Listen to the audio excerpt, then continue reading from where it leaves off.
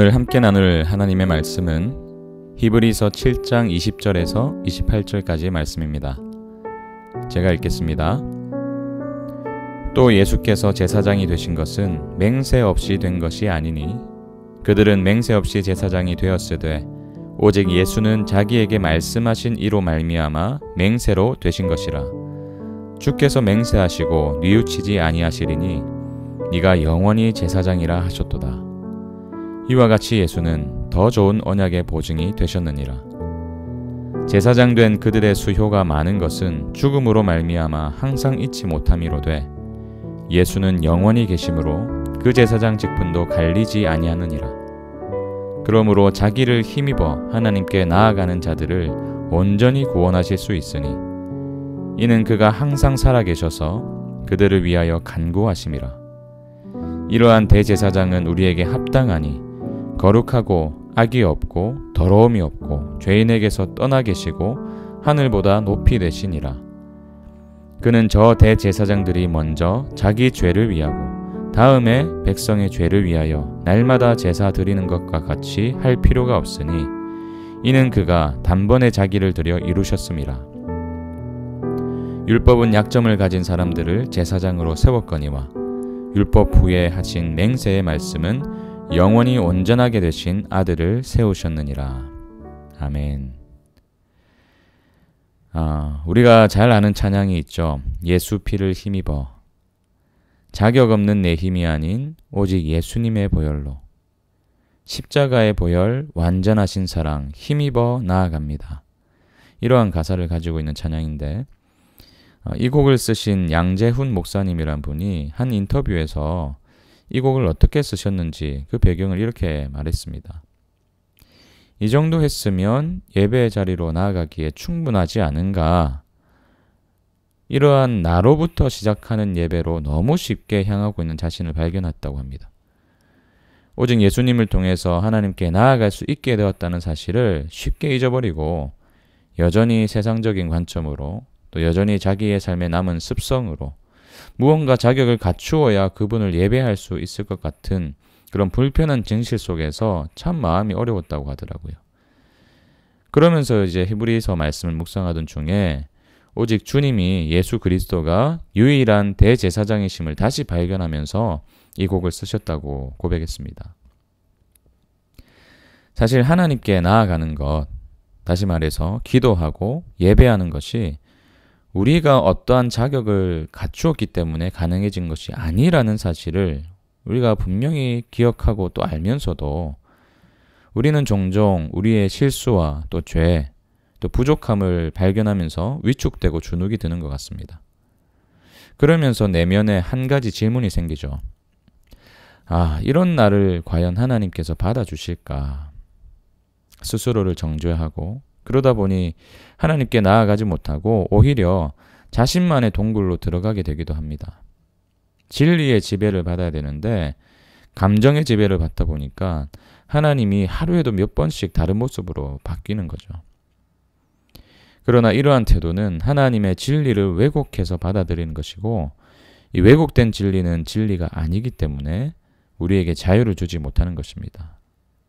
주의 보좌로 나아갈 때에 어떻게 나아가야 될까? 이 노래, 아까 말씀드린 그 노래 가사처럼 나를 구원한 주의 십자가 그것을 믿으며 가네 이렇게 나아가야 되는데 이 노래가 진행이 안 되는 거예요. 계속해서 주의 보좌로 나아갈 때 어떻게 나아가야 될까?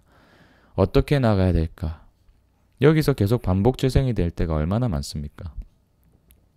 그래서 우리는 오늘 우리에게 주신 이 진리를 주목해야 됩니다. 우리의 감정이나 우리의 어떤 상황 때문에 하나님의 사랑과 은혜를 판단하는 것이 아니라 진리가 이렇게 말하고 있기 때문에 우리가 그 진리를 믿기 때문에 하나님께서 나를 이렇게 받아주시는구나. 오늘 이 본문을 통해서 우리는 그것을 발견하게 될 것입니다. 오늘 본문은 우리가 어렴풋이 알고 있는 우리의 영원한 제사장이신 예수님께서 어떤 분이신지를 선명하게 소개하고 있습니다. 총 3가지로 우리가 생각해 볼 수 있는데 먼저는 예수님은 하나님의 맹세에 의해서 세워진 제사장이시란 거예요. 20절, 21절을 세 번역으로 한번 읽어드리겠습니다. 그리고 예수께서는 하나님의 맹세 없이 제사장이 되신 것이 아닙니다. 레위 계통의 사람들은 맹세 없이 제사장이 되었습니다. 그러나 예수께서는 자기에게 말씀하시는 분의 맹세로 제사장이 되신 것입니다. 주님께서 맹세하셨으니 주님은 마음을 바꾸지 않으실 것이다. 너는 영원히 제사장이다 하셨습니다.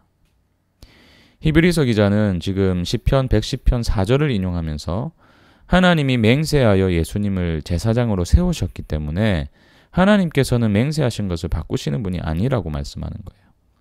말씀하신 그대로를 지키시고 그대로를 이루시는 분이 하나님이시라는 것입니다. 그렇기 때문에 예수님을 의지하여 우리는 언제든지 하나님께 나아갈 수 있다고 말하는 것이죠. 하나님은 예수님을 더 좋은 언약의 보증으로 삼으셨기 때문에 예수님 스스로가 이 진리를 보증해 주시기 때문에 우리는 예수님을 의지하여서 하나님께 담대히 나아갈 수 있는 것입니다. 두 번째는요. 예수님은 죽음을 이기신 영원한 제사장이시라는 거예요. 죽음을 이기신 영원한 제사장. 예수님 이전의 제사장들은 어떠했습니까? 죽음을 이기지 못했습니다. 그래서 어쩔 수 없이 그 사람이 죽으면 그 사람을 대체할 또 다른 제사장을 세워야 됐습니다. 그러니 제사장의 수가 많아질 수밖에 없었죠. 그리고 영원히 그 제사장을 의지할 수도 없었습니다. 23절 보세요. 제사장 된 그들의 수요가 많은 것은 죽음으로 말미암아 항상 잊지 못함이로되. 그러나 예수님은 어떤 제사장이십니까? 영원한 제사장이십니다. 24절 보십시오. 예수는 영원히 계심으로 그 제사장 직분도 갈리지 아니하느니라. 왜 영원하시다고 말씀하시는 것입니까? 부활을 통해서 죽음을 이기셨기 때문에, 영원히 살아계신 분이시기 때문에, 그렇기 때문에 우리를 구원하실 수 있고, 그렇기 때문에 지금도 살아계신 주님은 우리의 연약함을 위해서 기도하고 계시다고 말하는 거죠. 25절 보세요. 그러므로 자기를 힘입어 하나님께 나아가는 자들을 온전히 구원하실 수 있으니 이는 그가 항상 살아계셔서 그들을 위하여 간구하심이라. 여러분, 주님은 과거에 우리가 신앙으로 조금 바로 섰을 때 그때만 살아계신 분이 아니십니다. 오늘 우리가 넘어졌을 그때에도 또 앞으로도 영원히 살아계신 하나님이십니다. 그 주님은 우리를 위해서 지금도 간구해 주시고 앞으로도 우리의 연약함을 위해서 간구해 주실 것입니다. 그렇기 때문에 우리는 오직 예수를 힘입어서 하나님께로 나아갈 수 있는 것이죠. 마지막으로 예수님은 죄가 없으신 완전한 제사장이세요. 26절을 보십시오. 이러한 대제사장은 우리에게 합당하니 거룩하고 악이 없고 더러움이 없고 죄인에게서 떠나 계시고 하늘보다 높이 되시니라. 죄가 없으시기 때문에 자신의 죄를 위해서 먼저 제사를 드려야만 했던 이전까지의 제사장들과는 다르다는 것입니다. 약점을 가진 자들이 약점을 가진 백성들을 위해서 제사장으로 세워졌지만 주님은 약점이 없으신 완전하신 분이시기 때문에 저와 여러분을 위해서 가장 합당하고 적합한 제사장이라는 거예요. 그렇기 때문에 예수님만이 우리의 유일한 중보자가 되어주십니다. 우리가 하나님께 나아갈 수 있는 유일한 길이 되어주세요. 그래서 주님은 직접 이렇게 말씀하셨죠. 요한복음 14장 6절. 예수께서 이르시되 내가 곧 길이요 진리요 생명이니 나로 말미암지 않고는 아버지께로 올 자가 없느니라. 우리의 영원한 제사장이신 예수 그리스도, 오늘도 우리가 이렇게 새벽에 나와서 하나님께 기도하고 예배할 수 있는 것은 저와 여러분의 자격 때문이 아닙니다. 우리는 원래 자격이 없는 자였어요. 그런 우리를 위해서 지금도 살아계신 주님은 우리의 연약함을 위해서 간구해 주시고 또 그 간구하실 뿐만 아니라 우리를 날마다 구원의 길로 인도하시는 그 예수님의 자격 때문에, 그 예수님의 살아계심 때문에, 그 예수님의 영원하심 때문에, 그 십자가를 통해서 이루어 주신 그 놀라운 은혜의 사건 때문에 우리가 비로소 하나님께 나아갈 수 있게 된 것입니다. 그렇기 때문에 하나님이 이런 나를 받아주실까, 이런 생각으로 하나님이 아닌 자기 자신 안으로 들어가지 마시길 바랍니다. 진리를 의지하세요. 하나님께서 맹세하여 세우신 제사장, 죽음을 이기시고 죄가 없으신 유일한 제사장, 그 예수 그리스도를 의지해서 오늘도 담대히 하나님께 나아가시기 바랍니다. 그럴 때에, 그분을 의지할 때에 길과 진리와 생명 되신 예수님을 의지하며 나아갈 때에 하나님은 여전히 여러분을 받아주실 거예요. 그리고 새 마음과 새 뜻을 그 만남을 통해서 그 관계 속에서 부어주실 것입니다. 이 진리를 의지하십시오. 감정이 아니라 상황이 아니라 이 진리 속에서 오늘도 주님을 의지하여 하나님께로 나아가시길 축복합니다. 함께 기도하겠습니다. 그렇습니다. 하나님, 우리가 늘 주님의 은혜를 찬양하면서도 또 그 은혜를 고백하면서도 습관적으로 우리의 상황과 또 나의 감정에 의존해서 하나님을 판단했던 우리의 연약함을 인정합니다.